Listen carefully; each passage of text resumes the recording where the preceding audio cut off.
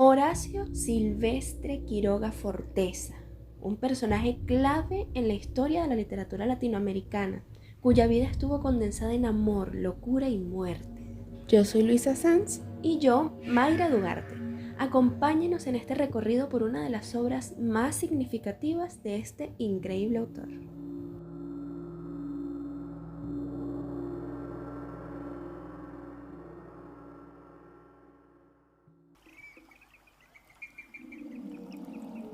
Vale la pena destacar que Horacio Quiroga tuvo una tormentosa vida, plagada de muertes trágicas y mucha tristeza, además de una fuerte conexión con la naturaleza.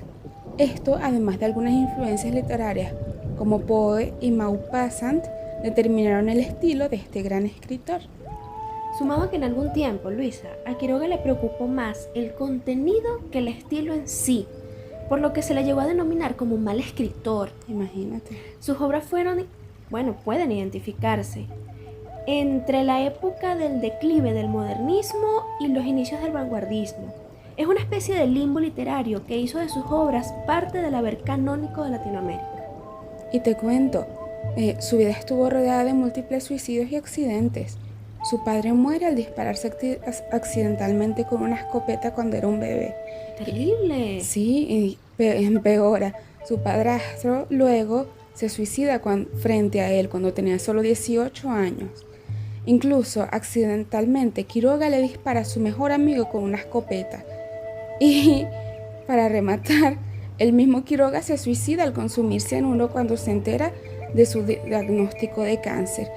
Finalmente, después de su muerte, continúa la racha de asesinatos y suicidios, ya que sus 3 hijos también se suicidan.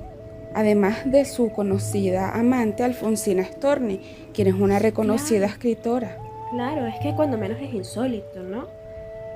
Yo creo que son estas circunstancias, más sus viajes a Misiones y Buenos Aires, que de hecho fueron las regiones que destacaron como escenario en sus obras, las que marcaron a Quiroga en un estilo único de escritura, con 3 elementos fundamentales: lo salvaje, lo natural y lo trágico. De hecho, Misiones es el más frecuente de sus paisajes, recurrente entre sus relatos y con suma relevancia. Si revisamos un paneo bastante a vuelo de pájaro en las obras de Horacio Quiroga, Misiones es muy relevante, muy repetida, muy mencionada. Entre su relevancia, Quiroga presenta Misiones no como una selva plana, sino como como un ambiente salvaje e indomable. Le da esas características, lo que le da al personaje un contexto, no al personaje, a la selva en sí, como una personalidad. Le da a la selva de Misiones una personalidad y no un escenario plano, no un escenario sencillo. Creo que Quiroga le sacó el máximo provecho a Misiones como el contexto, como el ambiente de todas sus obras. Así es, pero podemos preguntarnos, ¿de dónde salió esta influencia? Y es que resulta que Quiroga vivió varios años en Misiones, lo que le permitió conocer y empatizar con la naturaleza. Y no solo esto, sino que se vio a sí mismo en los animales, y esto desencadenó que en sus historias se plasmaran eternas batallas entre hombres y bestias.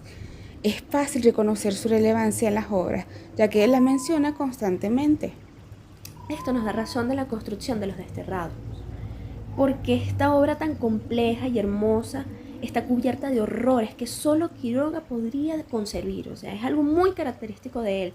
Y es inevitable preguntarnos, Luisa, ¿por qué la selva, la muerte, las tragedias y los animales son las constantes en las narraciones de Quiroga? Es que el leer inexorable, eso era algo que él simplemente no podía evitar. Y tienes que ver ahorita, te cuento, que en Los Desterrados, Quiroga trata todos estos conflictos.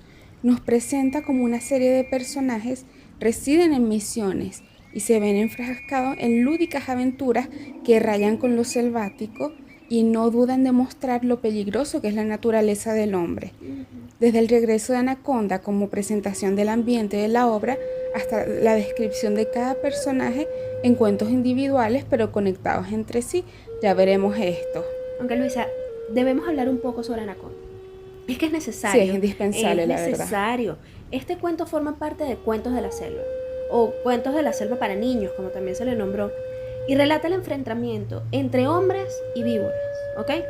Siendo estas últimas el corazón del relato. Quiroga nos hace empatizar con dichos animales y resalta a Anaconda, que es un personaje insigne de la obra. Y ya, yo ya no doy más spoilers, no voy a contar más de ahí. Por favor. Y bueno, pero después, ¿ok? Como el desenlace de Anaconda es abierto, Quiroga nos presenta El regreso de Anaconda, cuento que servirá como contextualización del ambiente de los desterrados, ¿ok? Por eso el regreso de Anaconda, la obra de los desterrados inicia con el regreso de Anaconda para generar el ambiente de la obra. Y ya presentado el ambiente, que como contabas hace poco es sumamente importante, luego nos introduce a personajes humanos. Ya nos cuenta en Los Desterrados, nos relata a un mundo de inmigrantes brasileños que añoran su patria con la misma devoción del primer día en que fueron separados de ella. Y como finalmente ellos regresan, pero esto a costa de sus propias vidas. Es la selva y el hombre enfrentándose e imponiéndose entre sí en todas sus... Vamos a verlo a continuación. De verdad no cuesta nada darse cuenta de esta constante afronta entre los dos aspectos. De verdad que ya te lo digo. Combate entre hombre y naturaleza. Ya constante. lo vamos a ver. Lo vamos a ver. Bueno, por ahí al principio tenemos el cuento de Van Houten, ¿ok? Que nos relata la historia de este mismo personaje. Bien, nombrado así. Bueno, un hombre reconocido por faltarle 3 dedos. Te vas a molestar conmigo, pero para mí eso es un mocho. No, Luisa, ya va, no es puedes decir mocho. eso, Luisa. Bueno, un hombre con 3 dedos, Luisa. Bien, bueno, Dios mío. Y por bueno, las hazañas de Van Houten y bueno, esas aventuras cercanas a la muerte en varias minas. Y finalmente a quien su final le encuentra en el río Itajú. Pero bueno, otro spoiler, por Dios, no puede ser. Mira, para recompensarte este spoiler te voy con otro, de que te voy a resumir Tacuara Mansión. Esta nos cuenta la breve historia de cómo Juan Brown y Santiago Rivet pasaron una noche de borrachera juntos en la que llegaron al extremo de consumir, imagínate, alcohol carburado para saciar su sed. Acto que terminó con la muerte de uno de estos dos borrachos de fin de semana. Entonces, que naturalmente. Y mi favorito, Luisa, El hombre muerto. Hermoso. Este cuento, como su nombre lo indica, nos relata las peripecias y sentimientos de un hombre que por un accidente enfrenta una muerte espantosa. Esta por mucho es la muestra más obvia del estilo oscuro y a la vez natural de Quiroga. Es un espectáculo de cuento. Y ves, como dices que te gusta tanto, acá te traje un fragmento para darnos un poco más el gusto. Gracias, Luisa. Qué belleza. Ok, dice, la muerte. En el transcurso de la vida se piensa muchas veces en que un día, tras años, meses, semanas y días preparatorios, llegaremos a nuestro turno al umbral de la muerte. Es la ley fatal, aceptada y prevista, tanto que solemos dejarla llevar placenteramente por la imaginación de ese momento, supremo entre todos, en que lanzamos el último suspiro. A mí Quiroga me afecta, Luisa. A mí Quiroga me afecta y es de esos autores que no caducan, que no importa cuándo se ha leído, siempre dejan en el lector la sensación del pecho hundido, de sentir en el cuello algo, una sensación inexplicable. O sea, Quiroga no caduca. Y eso es lo que genera un gran escritor. Totalmente. Pero en la obra Los Desterrados se relatan también 2 cuentos más, La cámara oscura y Los destiladores de naranja. Pero estos los dejaremos para el siguiente podcast. Claro. Y nos gustaría recordarles que las obras de Quiroga no pueden menospreciarse. Es un autor de una relevancia tal que amerita y vale completamente la pena escudriñar en sus narraciones.